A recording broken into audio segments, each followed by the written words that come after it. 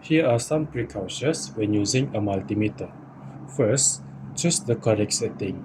Ensure the multimeter is set to the correct measurement range of function for the quantity you are measuring. So, when we are measuring a resistor, we must use the ohms. Second, double check your connection. Make sure that your probe cable are connected to the correct terminal and that they are making a proper contact.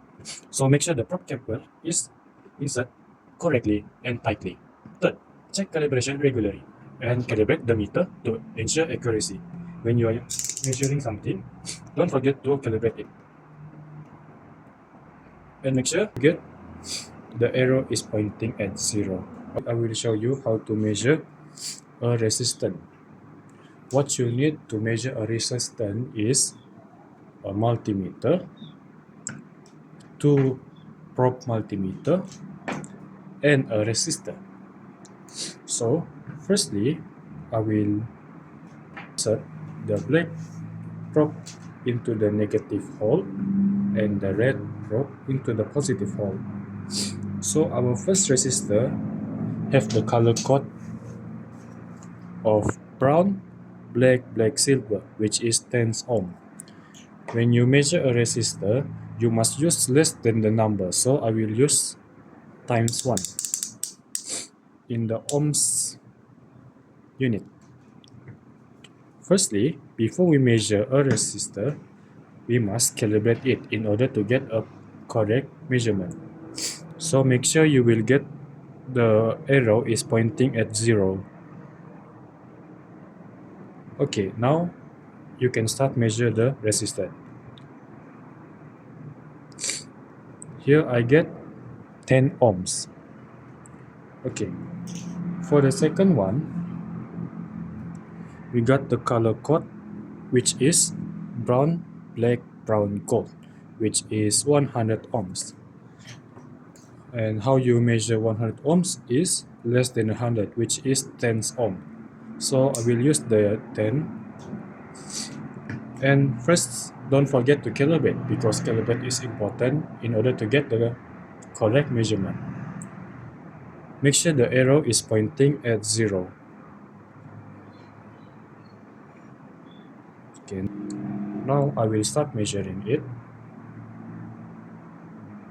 As you can see, we will get 10 because tens times tens we will get 100. And the next one is brown, black, red, and gold, which is 1k ohm. So in this resistance, I will use the number which is less than 1k, which is 100. And don't forget to calibrate it. Make sure the arrow is pointing at 0, and you can start measuring it. So here I get 100 because 10 times 100, we will get 1k. Okay, for the next part, we will measure a battery and a laptop charger. The battery is 9 volt, so I will use the scale 10. When you use the scale 10, you will measure it by the number 10 down here, which is 0, 1, 2, 3, 4, 5, 6, 7, 8, 9, and 10. We will get the correct measurement, which is number 9.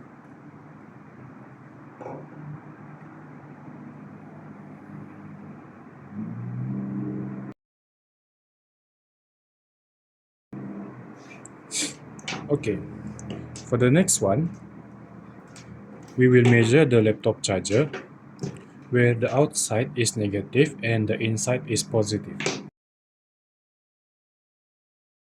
So the measurement should be about around here, because the voltage is 19.5, the output I mean.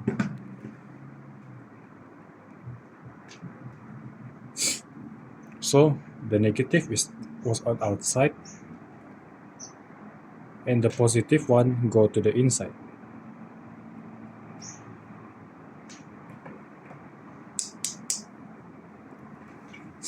Negative on the outside and the positive on the inside. So we should get around 19.5 because we use the 50